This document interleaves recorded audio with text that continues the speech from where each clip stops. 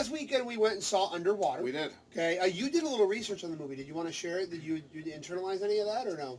Well, actually, no. I did the research. Now, of course, we're always worried. We don't want to tell you anything that's going to give it away. Yep, we ain't. However, Spoiler free. it had a lot of references. Not a lot. A good number of references to Alice in Wonderland. Sure. I haven't read the books. Maybe Through the Looking Glass. One of the suits the guy was wearing says we're all mad down here, which is what the Mad Hatter said. Yep. Also, one of the characters was carrying around a stuffed bunny, so following the bunny down the hole. Oh, I didn't even catch that. And well, not to That's a mention, good of one. course, the whole thing started when they were drilling underwater, going down the hole. Yep. Right? Wow. So- You just put the English teacher to shame. Holy crap. I didn't Nicely get done. any of that. Yeah, I ain't too hard, Nicely man. done, I'm John. sorry. Hey, I gotta give a round of applause for that. Yeah, it's a nice little Thank applause. you. Yeah, okay, so continue. Sasha. Yep. Anyways, one thing I looked up, and now, of course, you go on Wikipedia, you go on IMDb. Is it safe to say the creature was a representation of Cthulhu, Cthulhu? Let's call him Fred. It was very Lovecraftian. Oh, Very yes, Lovecrafted. Yeah, absolutely. Very So Lovecrafted. I don't want to go too much into it because they bring some callbacks to some stuff, Alice in Wonderland, thing like that, to Lovecraft, bring it in there. I will say, my opinion will be, I enjoyed it. I think it was good. Yeah. I saw, I was kind of following people who had seen it on Facebook. Some people loved it. Some people were like, it was okay. I didn't just say you enjoyed it. Yes, It I was would say fun. I Yeah. enjoyed it, but I kind of agree with some of the opinions saying it was a couple of changes. It actually would have been phenomenal. Right. Like I feel like it had the one that they cut maybe the budget a little bit too short. Not on special effects. Like the special effects budget was phenomenal. It looked great. And the atmosphere was wonderful, too. But Yeah, the atmosphere movie's was also only 90 minutes. Yep. And I feel like if they had given those behind the movie a little bit more budget and time, the movie could have reached that next level and been a classic. It's still definitely worth seeing. So if you love like a good monster flick, go see it. It's a fun movie. It's a fun monster movie. And somebody recently compared it, I saw on Facebook, they compared it to, it was actually Christopher Golden. Christopher Golden on Facebook. Who knows how to write a good monster story? Yes, he does. I think he compared it. I don't think these are not his exact words. If Christopher Golden actually watches this, which I doubt he will, just because why would he? He's sitting there. Just wait. I wait for some small video on YouTube. I wait for them to just mention my name. That's what he does. That's his hobby. He called it Aliens Underwater. Yeah. And that wasn't a bad comparison. Yep. And I think we talked about how there's a lot of call-outs, not call-outs, but like you're thinking of The Abyss, you're thinking of Deep Star 6, Leviathan, a lot of The those late ridiculous 80s, early 90s. underwater horror Yeah, films. It definitely feels like those 90s monster flicks kind of thing like that.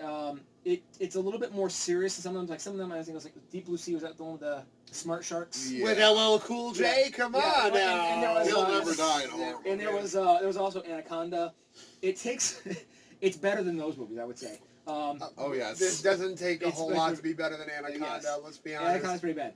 But it also takes itself more seriously than those. It's Yes, not quite yes. the intellectual fare of The Abyss. It's No. not quite there. That one's No. almost more of a literary type of experience. Yes, yeah, yeah. It's just it's a good monster flick with some great scenes. It's got some good acting. You got a good establishment of characters.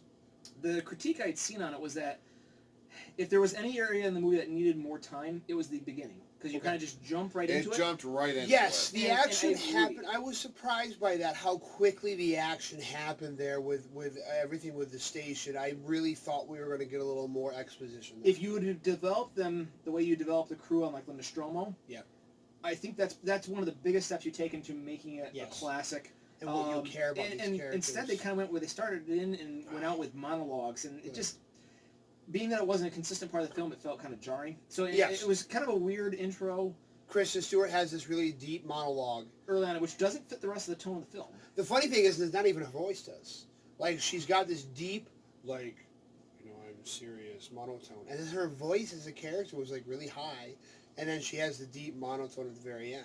So You're right. That's funny. That was an interesting thing. I will say, I laughed at one point in the movie, and I didn't tell anyone why, but I laughed because I thought to myself, Kristen Stewart's playing this very monotone, non-emotional person, who she usually gets critiqued for because of the whole Twilight thing, but Right. she's playing an engineer, so it makes total sense.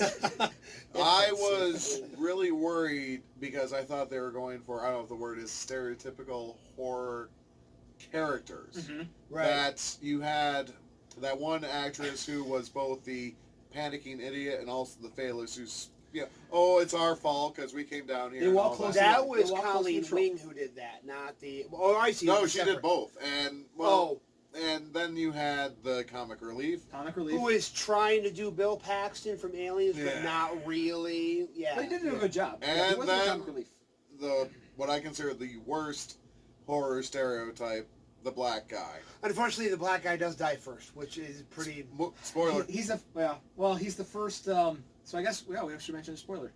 He's the first character that you care about that dies. Yeah. First. So they kind of half went there. So a side note, and it's not really that important, I guess. And I'm totally flaking on the actress's name. I just know her as Colleen Wing from Iron Fist. I found that her English accent was really inconsistent. There were times where I'm like, wait, where'd the English accent go? It's gone, So I thought that was interesting. And I'm also brain farting on the name of the captain because I actually like him. He was good. He was. The captain he was Well, excellent. I mean, I The like the captain's captain. I excellent, like the actor as well.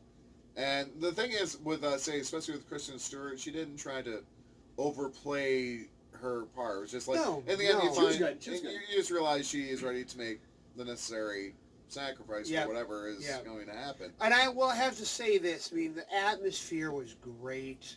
That It was very claustrophobic. Claustrophobic was The great. monsters were great. The monster special effects were creation great. was really, really great. And I will say this.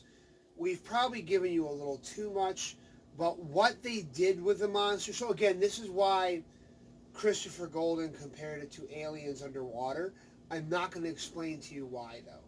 But I like what they did with the monster because they kind of give you a little bit of a head fake, and you think it's one thing, but it turns out to be something else. So it was, but it's good. So if you're big into monster films, go see this one. Yeah, go check I out think Underwater. It's worth it. Although Yeah. I think we'll probably have to put up the spoiler tag at the beginning of this, so you probably have already seen it then if you've gotten this far. But that's our take on the film. Yeah. I thought it was good. It's one that I think will hang around for a while. You know, Yeah. a lot of people Yeah. watching it on streaming services and stuff. Here's an interesting thing, and I thought I saw something on this Facebook as well. I don't know if they're considering this to be a franchise. Okay, I because, can't imagine that considering they kind of dumped it into January 2 years after it was made. well, right, but the reason why is there's a moment there where I thought we were going to get more information where Kristen Stewart's character is looking at this map that was planning on the drilling, and I thought we were going to get a lot more there. We didn't.